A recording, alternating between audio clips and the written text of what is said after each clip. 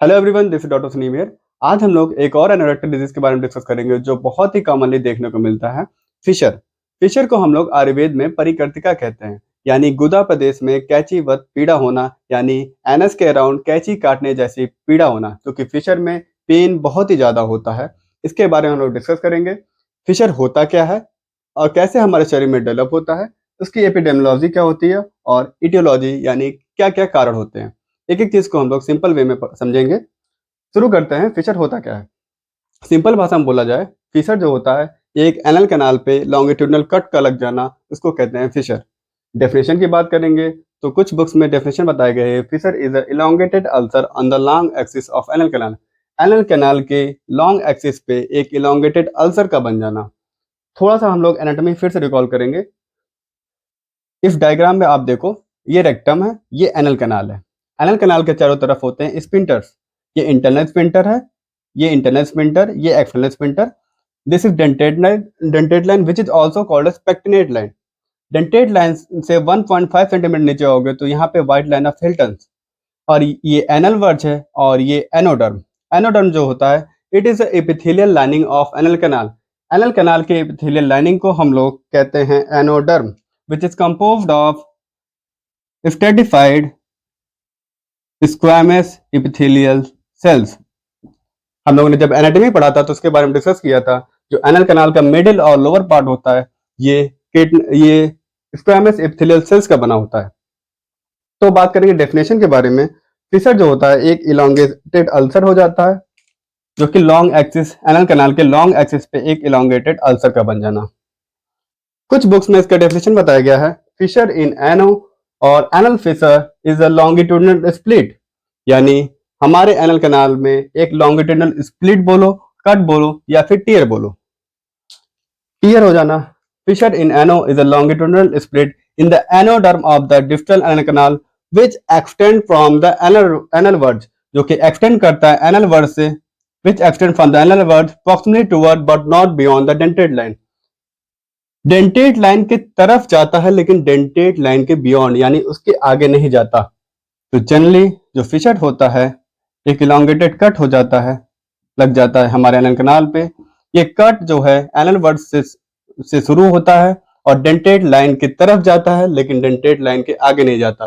लगभग 99% केस में फिशर जो होता है वो डेंटेड लाइन के नीचे ही बनता है। लगभग 1% बहुत ही रेयरली डेंटेड लाइन के ऊपर कट लग जाता है। ये बात हो गई फिशर होता क्या है। अब हम लोग बात करेंगे एपिडेमियोलॉजी, यानी एक पार्टिकुलर पॉपुलेशन में कितने लोग अफेक्टेड होते हैं। तो सबसे पहले बात करेंगे एज फैक्टर। इसका कोई एज क्राइटेरिया नहीं डिसाइड है। ये बालकों को भी हो सकता है, यंगस्टर को भी हो सकता है और ओल्ड एज लोगों को भी हो सकता है। और कभी कभी ये देखा जाता है इन्फेंट्स यानी बहुत ही छोटे बच्चों में भी देखने को मिलता है। तो इसका कोई एज क्राइटेरिया नहीं होता है। ये चिल्ड्रन में भी हो सकता है, यंगस्टर में भी हो सकता है, यंग पीपल में भी और ओल्ड एज में भी। तो इसका कोई एज क्राइटेरिया नहीं है। बात करेंगे वही मेल और फीमेल्स की बात करेंगे।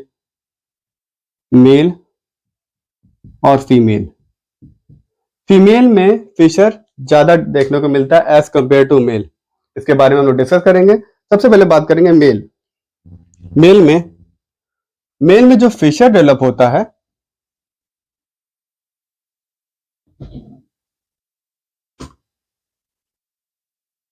मेल में जो फिशर डेवलप होता है वो लगभग 90% फिशर जो होता है वो पोस्टीरियर साइड होता है और 10%, 90% फिशर पोस्टीरियर साइड होता है, 10% एंटीरियर साइड होता है।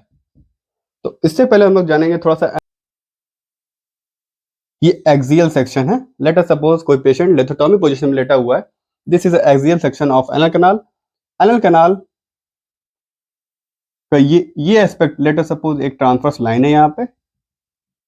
ये एंटीरियर एस्पेक्ट, ये पोस्टीरियर एस्पेक्ट, यानी ये जैसे घड़ी में 12 बजता है 12 o'clock, ये 6 o'clock। मेल में जो फिशर डेवलप होते हैं वो मोस्टली पोस्टीरियर साइड, यानी यहाँ पे फिशर ज्यादा डेवलप होते हैं। पोस्टीरियर साइड यहाँ पे फिशर ज्यादा डेवलप होते हैं मेल्स में। लगभग 90%, और वही और 10% एंटीरियर साइड देखने को मिलते हैं। यहाँ पे 90% देखने को मिलते हैं, 90%। ऐसा क्यों होता है, समझते हैं। हम लोग जानते हैं हमारे एनल कैनाल के चारों तरफ जो होते हैं स्पिंटर होते हैं। स्पिंटर जो होते हैं उसमें दो स्पिंटर होते हैं, इंटरनल स्पिंटर और एक्सटर्नल स्पिंटर। इंटरनल स्पिंटर जो होता है हिल्टन लाइन तक जाता है, और जो एक्सटर्नल स्पिंटर जो होता है वो it cover the whole anal canal, वो पूरे एनल कैनाल को चारों तरफ से कवर किया रहता है। तो एक्सटर्नल स्पिंटर जो होता है उसके फाइबर जो होते हैं, एक्सटर्नल स्पिंटर के जो फाइबर्स होते हैं वो एंटीरियर साइड यानी फ्रंट में कंप्लीटली फ्यूज्ड होते हैं। एनएस एक्सटर्नल स्पिंडल के जो फाइबर्स होते हैं एनएस के एंटीरियर साइड में यानी फ्रंट में इंसर्कल्ड वे में कंप्लीटली फ्यूज्ड होते हैं, कंप्लीटली फ्यूज्ड होते हैं। वही पोस्टीरियर साइड बात करें तो ये कंप्लीटली फ्यूज्ड नहीं रहते। पोस्टीरियर साइड जो एक्सटर्नल स्पिंडल जो होते हैं वो कंप्लीटली फ्यूज्ड नहीं होते, ड्यू टू विच जिसके कारण क्या होता है, जो पोस्टीरियर साइड होता है, जो म्यूकोसा होती है वो लेस स्ट्रांग होती है, और लेस स्ट्रांग होने के कारण यहाँ पे फिशर ज़्यादा देखने को मिलता है। यही रीज़न है कि मेल्स में फिशर जो होता है पोस्टीरियर साइड ज़्यादा देखने को मिलता है as compare to anterior side. वही फीमेल्स में बात करेंगे, वही फीमेल में बात करेंगे तो लगभग एंटीरियर साइड फिशर ज़्यादा देखने को मिलता है as compare to posterior side. Females में फिशर जो होता है पोस्टीरियर साइड कम देखने को मिलता है, एंटीरियर साइड ज़्यादा देखने को मिलता है। क्यों? क्योंकि एनाटॉमिकली देखा जाए फीमेल्स में यानी एंटीरियर साइड आगे की तरफ मसल्स का सपोर्ट कम होता है एज कम्पेयर टू मेल से कंपेयर करें तो जो फीमेल्स होती हैं उनके एंटीरियर साइड जो मसल्स होता है वो मसल्स का सपोर्ट होता है वो कम होता है। क्यों होता है? बिकॉज ऑफ यूट्रस, यूट्रस के कारण। इसीलिए फीमेल्स में एंटीरियर फिशर ज़्यादा देखने को मिलता है। इसके बारे में हम लोग और डिस्कस करेंगे जब इटियोलॉजी के बारे में बात करेंगे, तब उसमें अच्छे से और कुछ कारण होते हैं उसके बारे में डिस्कस करेंगे। तो ये बात हो गई एपिडेमियोलॉजी के बारे में। अब हम लोग बात करेंगे इटियोलॉजी, यानी क्या क्या कारण होते हैं फिशर डेवलप होने के। तो जनरली 5 कारण देखने को मिलते हैं: constipation, iatrogenic factor, trauma by foetal head, infection, और कुछ बीमारियां होती हैं जिसके बारे में हम लोग अभी एक एक करके सिंपल वे में डिस्कस करेंगे। बात करेंगे इटियोलॉजी, यानी कौन कौन से कारण होते हैं जिनसे फिशर डेवलप हो जाता है व्यक्ति में। तो एक एक कारण को हम लोग डिस्कस करेंगे। ये जनरली 5 कारण होते हैं: constipation, iatrogenic, trauma by foetal head, और इन्फेक्शन, और कुछ डिजीज, कुछ बीमारियां होती हैं जिनके कारण फिशर हो जाते हैं। तो एक एक चीज को हम लोग देखेंगे, समझेंगे। सबसे पहले बात करेंगे कॉन्स्टिपेशन। मोस्टली केस में जो फिशर डेवलप होता है मेल और फीमेल दोनों में बिकॉज ऑफ कॉन्स्टिपेशन। क्योंकि थोड़ा सा इस फिगर के माध्यम से हम लोग फिर से समझेंगे कि कैसे कॉन्स्टिपेशन के कारण फिशर डेवलप होता है। ये रेक्टम है हमारा और ये एनल कैनाल है। रेक्टम में क्या होगा, स्टूल जो होगा आके एक्यूमुलेट होता है और रेक्टम, और जब हमारा ब्रेन सिग्नल देता है तो एनल कैनाल के थ्रू ये स्टूल जो होता है एक्सक्रीट आउट हो जाता है। स्टूल जब रेक्टम में आता है, एनल कैनाल से जाता है, और कॉन्स्टिपेशन में क्या होता है, स्टूल की जो कंसिस्टेंसी होती है वो हार्ड, ड्राई और लंपी स्टूल निकलता है। हार्ड, ड्राई और लंपी स्टूल निकलता है। और स्टूल का जो पहला भाग होता है, ये स्टूल का जो पहला भाग होता है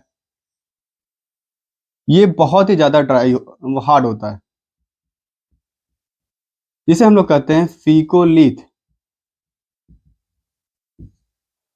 ये जनरली हम लोग भी कॉमनली कभी ना कभी फील करते हैं, स्टूल का जो पहला भाग आता है वो काफी हार्ड आता है। बिकॉज ऑफ दिस, इसके कारण क्या होता है, ये स्टूल आता है एनल कैनाल में, लेट अस सपोज ये एनल कैनाल में आता है, और ये एनल कैनाल्स के वॉल्स पे प्रेशर लगाता है। अब ये हार्ड ड्राई स्टूल आएगा तो ये एनल कैनाल के वॉल्स पे प्रेशर लगाता है। ड्यू टू दिस प्रेशर, इस प्रेशर के वजह से क्या होता है, हमारे एनल कैनाल में कट लग जाता है। तो because of this pressure anal canal में कट लग जाता है। अब एनल कैनाल में कट लग जाएगा तो पेशेंट को, व्यक्ति को फिशर डेवलप हो जाएगा। तो मेन कारण जो जनरली देखा जाता है वो constipation, due to constipation fissure develop हो जाता है। दूसरे कारण के बारे में बात करेंगे, इट्रोजेनिक। इट्रोजेनिक वर्ड का मीनिंग होता है the illness which is cause due to during medical examination, medical examination के दौरान जो इलनेस हो जाता है उसको इट्रोजेनिक कॉज कहते हैं। जैसे किसी को प्रोक्टोस्कोपी फोर्सफुली प्रोक्टोस्कोपी कर दिया, प्रॉपर जेली से लुब्रिकेट नहीं किया एनल कैनाल को, और प्रोक्टोस्कोप को फोर्सफुल प्रोक्टोस्कोपी कर दिया पैरेटल एग्जामिनेशन के दौरान, उसके कारण भी हो जाता है। एक प्रोसेस होता है, एक सर्जरी होती है हेमोरेक्टोमी, उसमें जो पाइल मास को एक्सरसाइज करके बाहर निकाल देते हैं, जिसे हम लोग कहते हैं हेमोरेक्टोमी। अगर इस एनल स्किन को ज़्यादा कट हो जाता है, उसके कारण भी फिशर डेवलप हो जाते हैं। बात करेंगे तीसरे कॉज के बारे में, ट्रामा बाय फीटल हेड। महिलाओं में, वुमेन्स में क्या होता है, ड्यूरिंग पार्चुरेशन, जब डिलीवरी होती है तो क्या होता है, ड्यू टू फीटस के कारण क्या होता है, उनके पेरिनियम में प्रेशर आता है। उनके पेरिनियम में प्रेशर आने के कारण क्या होता है, ये एंटीरियर फिशर फीमेल्स में देखने को मिलता है, क्योंकि पेरिनियम में प्रेशर आएगा तो एनल कैनाल में भी आएगा। एनल कैनाल में भी आता है तो ड्यूरिंग डेफिकेशन और प्रेगनेंसी में कई सारे आयरन सप्लीमेंट भी चलते हैं, जिसके कारण फीमेल्स में कॉन्स्टिपेशन देखने को मिलता है, और पेरिनियम में प्रेशर भी रहता है, जिसके कारण फीमेल्स में एंटीरियर फिशर देखने को मिलता है। इसीलिए जो गायनेकोलॉजिस्ट होते हैं ड्यूरिंग पार्चुरेशन, एपिजियोटमी, एक कट होता है एपिजियोटमी जिसे कहते हैं, वो कट लगाते हैं ताकि फीमेल्स में पार्चुरेशन यानी डिलीवरी आराम से हो सके, और जो प्रेशर लग रहा है पेरिनियम में वो आराम से रिलीज हो पाए और बच्चा आराम से बाहर निकल पाए। ये बात हो गई ट्रामा बाय फीटल हेड। अब बात करेंगे infection. Let us suppose anal canal में कोई इन्फेक्शन हो गया,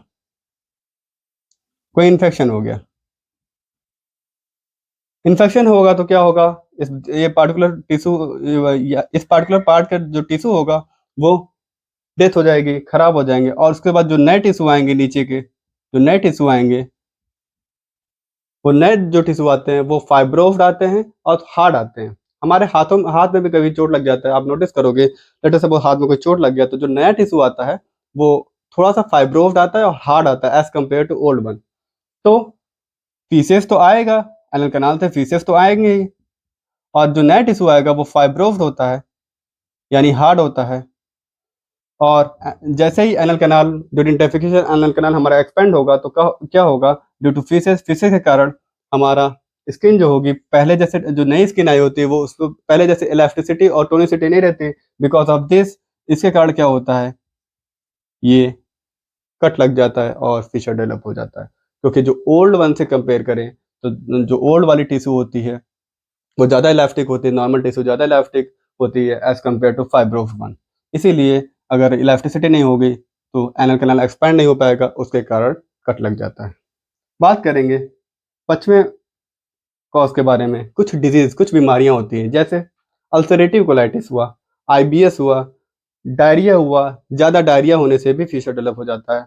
कुछ FTD सेक्सुअली ट्रांसमिटेड डिजीज हुए, जैसे साइफिलिस हुआ। ये सारे कुछ बीमारियां हैं जिनके कारण सेकेंडरी फिशर डेवलप हो जाता है व्यक्ति में। तो अगर आपको कोई भी डाउट रहता है रिगार्डिंग टू दिस टॉपिक, नीचे आप कमेंट सेक्शन में पूछ सकते हो। Thank you so much for watching. मिलते हैं अगले वीडियो में।